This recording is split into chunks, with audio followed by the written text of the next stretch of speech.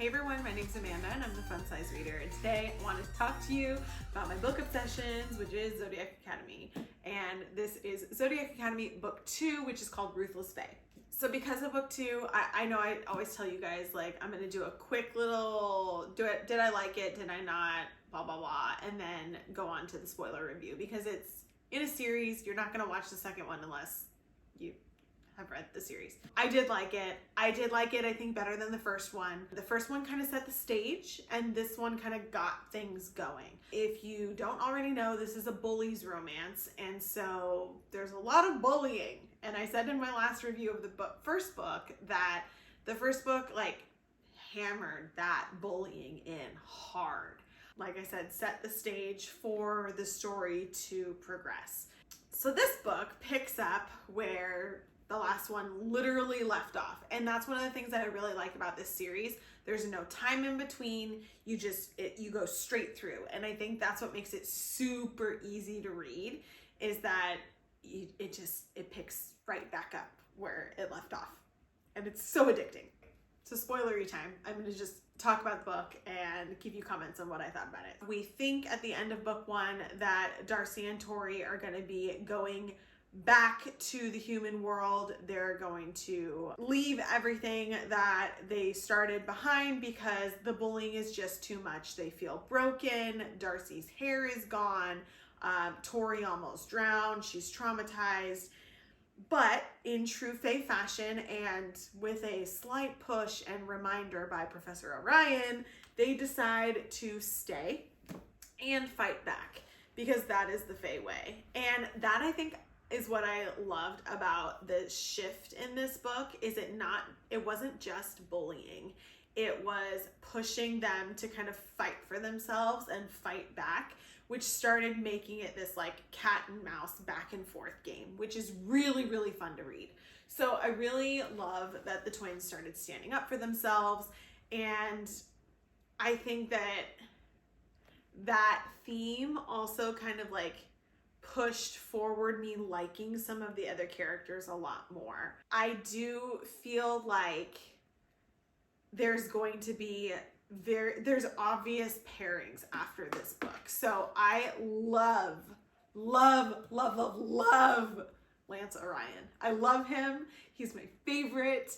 I love Lance, and I love Darcy and Lance, and finally something happened and I loved it. It was wonderful. But I really, really hope that continues on, because I do think that we dropped the like idea of being mated differently in this book, and I do think that they are mated. And I also think, based on what happened in the end of this book, I do think that Tori and Darius are mated. And the reason why I say that is because when we get to the very end, when there's the nymph attack and Darius gets really, really hurt, and we know that Lance is like his protector and has to save his life because of the curse that was put on them by Darius's father, Tori is like devastated, like, save him, take my power, do whatever you can. Now this is somebody that like almost killed her and bullies her constantly, but she is distraught that he's about to die. And I think that is like the mating deep inside coming out, even though they don't know it. So I do think that they're like, I think it's Elysian or something like that. I don't remember what it's called, but like the mated couples. I also think that Darcy and Orion are, because Orion almost died in the battle also, and Darcy was super protective, immediately like shared magic with him. So I that's my prediction. Okay, I think that's what's gonna, that's what I want to have happen. And because of like these little tidbits that I picked up, I'm like, I'm hoping that that's the case, but I don't know. So I really, really hope. Because of that, because I think that Tori and Darius are mates, I don't know how I feel about this whole thing with her and Caleb. I get this vibe that it's like starting to become a little reverse harem with Tori, not with Darcy, because I think she's just gonna be with Orion. But I think like a little reverse harem where Tori has multiple guys is about to happen. because she's with Caleb. She's like doing this hunting thing with Caleb, and like it's fun and whatever. But I just, I don't know. I honestly just want them all to freaking snap out of it and realize that they actually like them and like band together.